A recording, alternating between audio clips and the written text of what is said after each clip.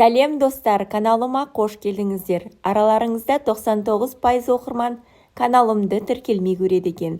Сондықтан төмендегі подписация бөліміне өтіп, тіркеліп кетуіңізді сұраймын. Бірде қорған басында Айқара екеуміз отырғанбыз. Жүзінде аздаған ғана қобалжу бар. Қатыгездік жоқ. Мен мұны сен бұзылар алдындағы жылы лептей көріп, жан дәрмен жүрек тербетер сөз түйін іздедім. Сондағы тапқан олжам соңғы көрген фильмдерімді тілге тиек ету болды. Мен биыл ғана экранға шыққан Қыз жібекті мақтап едім, сосын оған жалт қарап сол сәтте басыма келген ойымды айттым. Айқара десе, әттең сол Қыз жібектің рөлінде сенің ойнамағаныңдай, сенің түр-түсің тура сол аңыздарда мадақталған сұлулардың кейпінен аумайды. Мен мұны алғаш сені көргенде ақ байқағам. Айқара мырс етіп күлер деп ойлап едім, барласам тым жабырқау отыр. Тек сыр алдырғысы келмегендей қабағын әлсін-әлсін жазып жерден көзін алмайды. Әлден уақытта көзінің қиығымен қарап, ол киноға менде түскен ғой деді. Солай ма? Жерден алтын тапқандай қуанышпен оған бар денеммен бұрылып едім. Тек кинодағы Айқараны есте сақтамағаным өкініш сияқты. Осыны аңғарды білем. Тек режиссер лентаны көп қиып қысқартып тастапты. Тек әр жерден зу-зу етіп өте шығамыз. Апырай, ол режиссер Қыз жібек рөліне сені неге таңдап алмаған, деп ыңғайсыз болса да көкейімді тескен ойымды айтып қалып едім. Қыз жібек рөлінде іріктелген қыздардың ішінде мен де болғанмын. Айқараның көзінің астында сәл көлеңке ұялап алысқа қарады.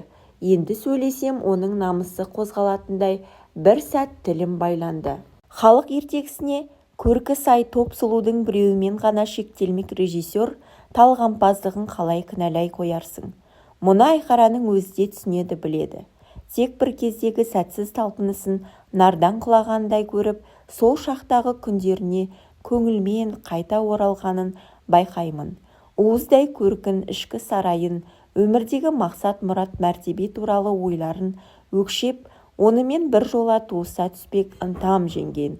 Енді тап осы ынтамда анық махаббаттан гөрі бауырмалдық, шынайы туыстық, ықылас басым еді. Оның мені от жалынды ынтызарлықпен сүйгенінен гөрі ендігі өмірде осындай сәтсіз талпыныстар болмауы үшін не істеуім керек деген сияқты есепке құрылған ойларға баттым. Тап осы салада жарық жұлдыздай көтеріле алар мекен. Айқара кейбір оқыс бой көрсетіп қалатын тәкаппарлығына қарамай өте сезімтал қыз. Кейде оның суық тас бейнедей көз алдымда қатып қалуы алдамшы құбылыс сияқты. Айқара мен жан жүрегіммен қабылдаған биязы көркімен ғана қалған. Енді ол өмірдегі әрбір болмашы сәтсіздікті ауыр алатын адамға ұқсайды. Қазіргі қабағын кірбең шалғандай бұйығы түріне қарап, оның бақытты сәтінен гөрі тағдыр тәлкегінен мойырылған шақтары көп сияқты. Өмір талқысын көп көрген адамдарда сұрапыл қайрат болады деуші еді.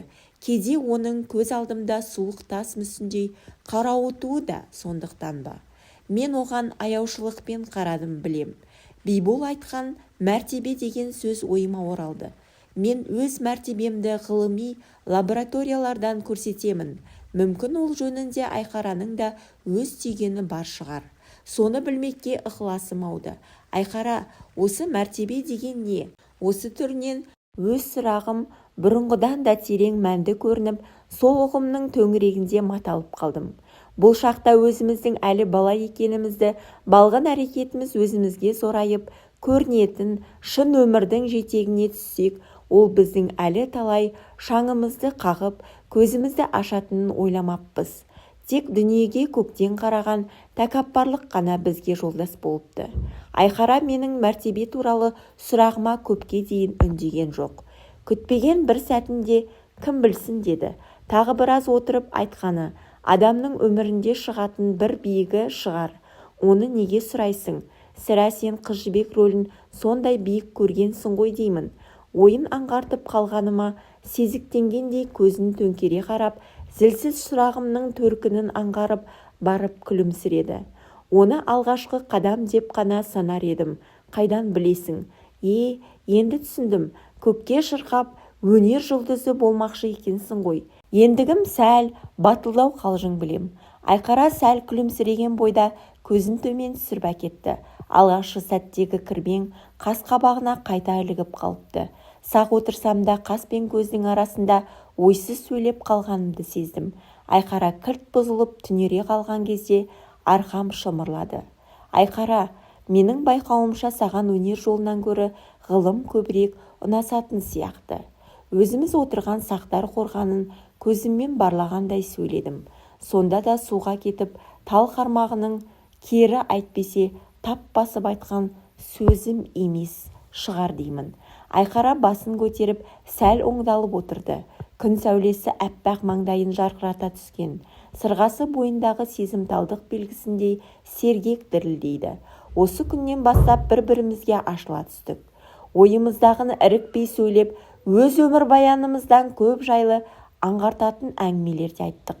Мен Айқараға мектепте хор үйірмесіне қатыссам деп ата-аналар алдындағы концерт үстінде жұрттан бөлек барылдап кетіп ятқа қалғанымды, содан бері әудеп дауыс шығарудан қысылып, әнеу күні осы жаққа келе жатқанда машина үстінде ғана біраз көмекейімнің ашылғанын жасырмай айттым. Айқараның да әлденеге тамағына келіп, маған бірдеме айтуға оқталғанын байқадым. Мен Қыз Жібек рөлін ойнауға шынында қатты құмарттым. Анау Алматының жоғарғы жағындағы Ақсайда менің аға жеңгем тұрады. Гүлсім екеуміз жерлеспіз. Осыны айтты да жүрегі алқынғандай ауыр тыныс алды. Екеуміз де оқуға бір жылы келіп түсе алмадық. Сосын ауылға қайтуға ұялдық та Гүлсім қаладағы апасының қолында, мен сол Ақсайдағы аға жеңгемнің үйінде тұрып қалдым. Қалаға қатынап тоқыма фабрикасында жұмыс істедім. Бірде өзіммен бірге істейтін қыздар жатақханасына бардым.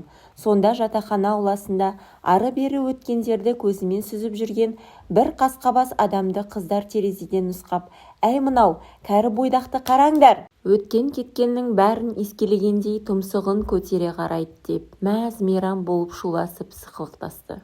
«Бойдақ екенін қайдан білесіңдер?» деп бір қыз басу айтты. «Жоқ, мынау анық бойдақ, көз қарасын байқаңдаршы». Бойдақ болмаса бұл жерде тентіреп несі бар?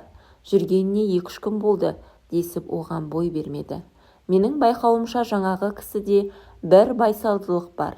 Басын жарқыратып жатақхана алдында қыз аңдитын адам емес сияқты. Сонда да осы ерсі қылығы неге керек екен деп ол үшін ойда жоқта өзімше қынжылғанмын. Мен қыздармен қоштасып жатақханадан шыққанда қасқабас әлі жүрген. Ол маған бұрылғанда мен де оған тура қарағам. Маған оның көзі қызық көрінді. Түр-түсіме қызыққан емес, іздеген нәрсесін тап мен әкетіп бара жатқандай, енді қуып жетіп тарпа бас салатындай өзімді шошытты. Мен оған одан сайын бажая түсіппін. Ойлағанымдай-ақ жаңағы қасқа менің артымнан ілесті. Қайтемін енді? Басы жалтырап есігімізді аңдыған біреуді ертіп әкетті деп терезеден қараған қыздар күледі-ау енді. Сасқаным соншама өң түс қалмаған шығар-ау менде. Тезірек автобусқа жетіп оны адастырып кетпек ойым бар. Бірақ қасқаның жүрісі ширақ екен. Мен мінген автобусқа ең соңғы боп ол да мінді. Ақсайға апаратын автобусқа ауысып мінетін аялдамада жаңағы кісі маған алғаш рет үн қатты. «Қарындас, кешіріңіз, сізде аздаған шаруам бар еді.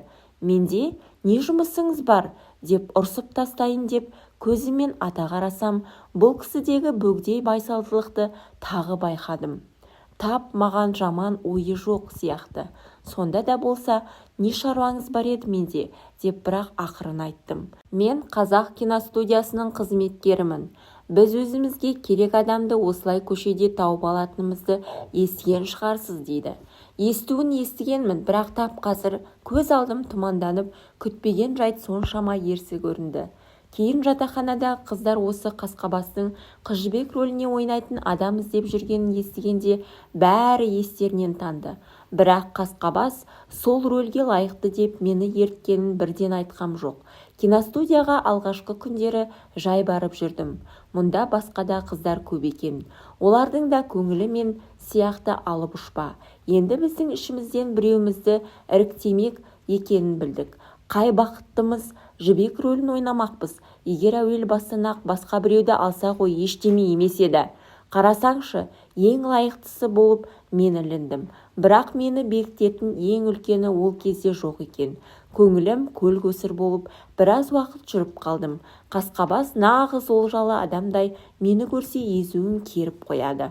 Ал жеңгем қандай қуанды десеңші, сенің атың аңызға айналады деп мені неше саққа жүгіртті. Тек ағайым ғана жеңгем екеуміздің қуанышымызды бөліскен жоқ. Ол өзі сондай салқын қанды адам. Актерлық өнерді аса жаратпайтын. Бұл ойын жеңгеме де айтып, тек жібек рөлі дегесін ғана кеңшілік еткен екен. Киноны қашан түсіре бастайды деп тағы басқа жаңалықтарды жеңгем күн сайын сұрайды.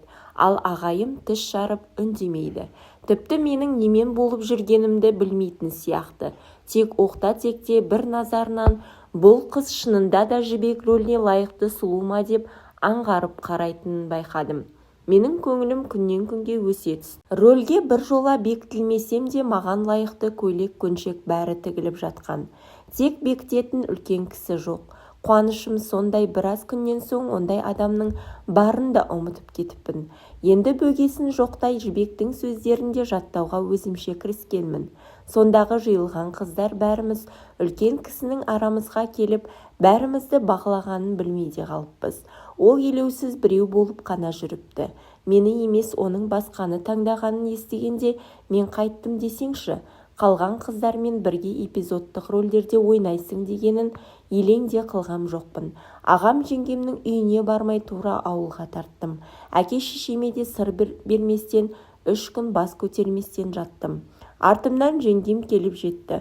Олар мені қаладан іздеп әуре-сарсаңға түскен екен. Жайымды білген жеңгем маған оңашада мынадай бір сыр айтты. Достар, әңгіме осылай аяқталды. Бірақ жеңгесінің қандай сыр айтқанын білгілеріңіз келсе, каналыма тіркеліп кетуді ұмытпаңыз. Келесі бөлімде айтамын сол сырды. Кездескенше.